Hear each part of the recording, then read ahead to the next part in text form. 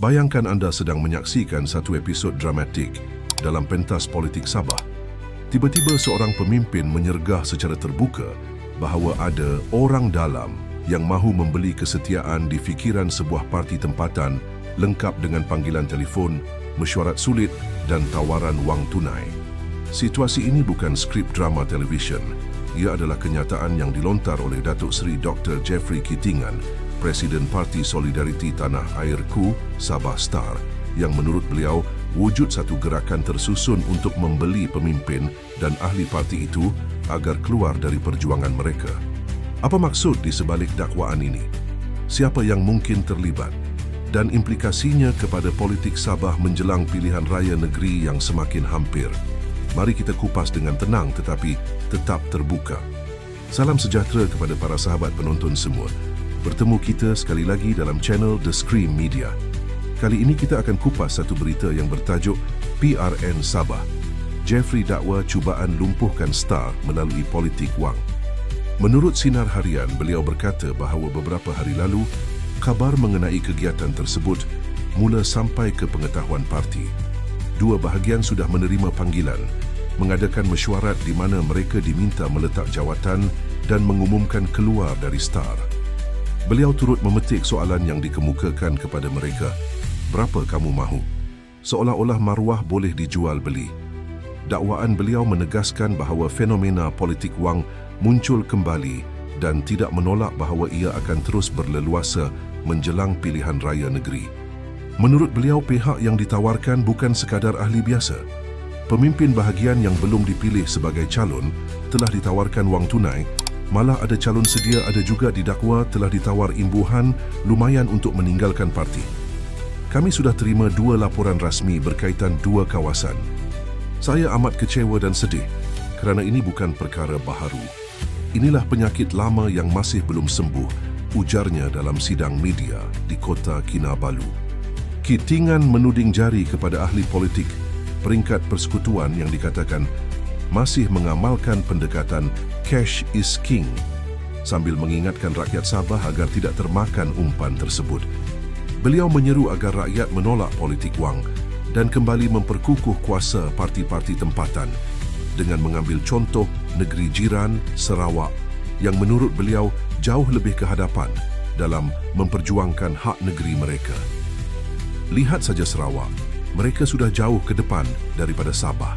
Pengajaran di sini jelas, rakyat Sabah mesti bertegas dan terus menuntut hak-hak yang termaktub dalam Malaysia Agreement 1963 serta hak lain yang masih tergantung, katanya.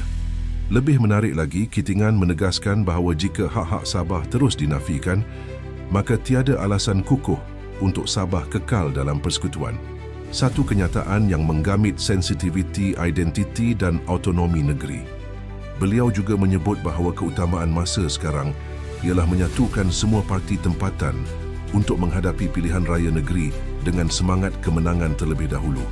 Selepas itu barulah rasmi bentuk gabungan atau gerakan seperti Gabungan Rakyat Sabah, GRS, atau Sabah for Sabah, S4S.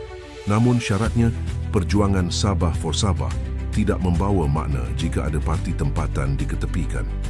Dalam perkembangan berkaitan, beliau turut melahirkan kebimbangan bahawa gabungan GRS dengan Pakatan Harapan Sabah mungkin menjejaskan perjuangan Sabah, khususnya dalam tuntutan hak-hak negeri, termasuk tuntutan 40% hasil bersih yang masih belum diselesaikan oleh Kerajaan Persekutuan. Untuk maklumat tambahan dari berita terdahulu, Jeffrey Kitingan adalah Timbalan Ketua Menteri 1 Sabah dan telah memegang pelbagai jawatan dalam kerajaan negeri dan persekutuan. Parti Star di bawah Kitingan sejak 2016, merujuk versi Sabah, telah menjadi sebahagian daripada GRS sebelum wujudnya perbincangan untuk pembentukan blok baharu Gerakan Bersatu Sabah, GBS, bersama beberapa parti tempatan yang mahu menonjolkan agenda Sabah-sentrik termasuk SAPP. Tarikh pilihan raya negeri Sabah yang dijadualkan ialah 29 November 2025. Sebagai analisis dan persoalan, fenomena yang didakwa oleh Kitingan, tawaran wang tunai kepada pemimpin parti agar berpaling arah, bukanlah sesuatu yang baru dalam sejarah politik Malaysia. Tetapi, apabila ia berulang menjelang pilihan raya, ia mencetus persoalan serius. Apakah ekosistem politik Sabah masih terdedah kepada pengaruh wang sebagai alat mengubah kesetiaan politik? Jika ya, mengapa ia masih wujud walaupun wujud banyak undang-undang dan badan pengawas seperti Suruhanjaya Pencegahan Rasuah Malaysia, SPRM? Melihat sejarah, pilihan raya negeri Sabah dan politik tempatan sering digelar sebagai politik kata atau aliran lompat parti, istilah yang digunakan untuk menggambarkan fenomena ahli politik yang menukar pihak untuk manfaat sendiri. Contoh umum, ramai pemimpin Sabah pernah berpindah parti dalam tempoh 5 ke 10 tahun lepas. Dalam konteks ini, dakwaan bahawa pemimpin ditawar untuk keluar daripada parti adalah kesinambungan kepada budaya yang sudah wujud, tetapi dengan pembungkusan lebih halus seperti mesyuarat sulit dan tawaran tunai. Apakah ini petanda perubahan struktur politik atau hanya perubahan modus operandi? Di satu sudut, Kitingan menegaskan bahawa parti tempatan perlu bersatu dan menolak politik wang.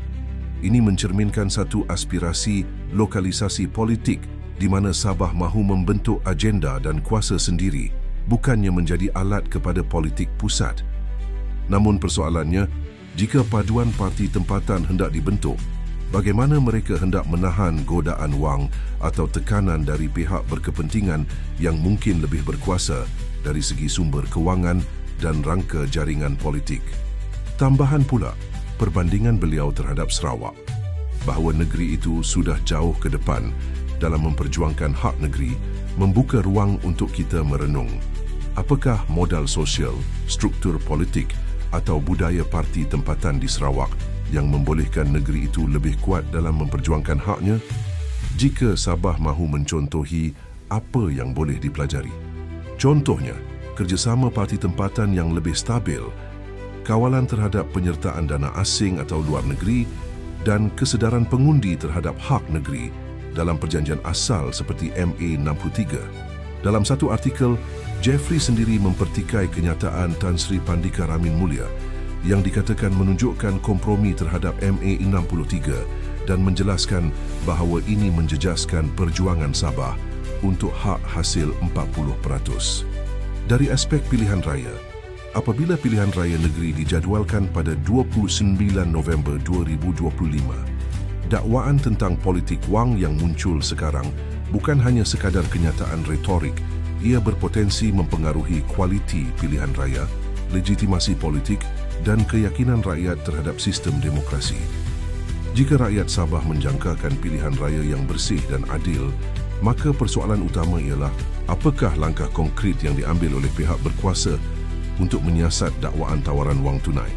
Apakah parti-parti dan calon terlibat sedia menandatangani komitmen anti politik wang? Apakah pengundi akan lebih waspada atau acuh tak acuh? Akhirnya kita boleh bertanya, jika parti tempatan gagal mengekalkan kesetiaan dan integriti dalam kalangan pemimpin mereka sendiri kerana tawaran wang atau tekanan kanan kiri, apakah kemampuan mereka menuntut hak negeri seperti dalam MA 63 dan memperkukuh autonomi Sabah? Dalam erti kata lain, integriti internal mungkin berkait rapat dengan kekuatan luaran dalam memperjuangkan hak-hak negeri. Terima kasih kerana menyaksikan perbincangan ini. Sekarang kami tinggalkan beberapa soalan untuk anda renungkan. Apakah anda percaya dakwaan politik wang yang dilontarkan kini hanya puncak gunung ais? Jika anda adalah pengundi di Sabah, bagaimana anda melihat tugasan anda? Menolak wang tunai tapi juga memilih pemimpin yang sebenarnya mampu memperjuangkan hak negeri. Dan jika gabungan parti tempatan seperti GBS benar-benar terbentuk, adakah ia berpotensi mengubah lanskap politik Sabah atau hanya nama baru sahaja?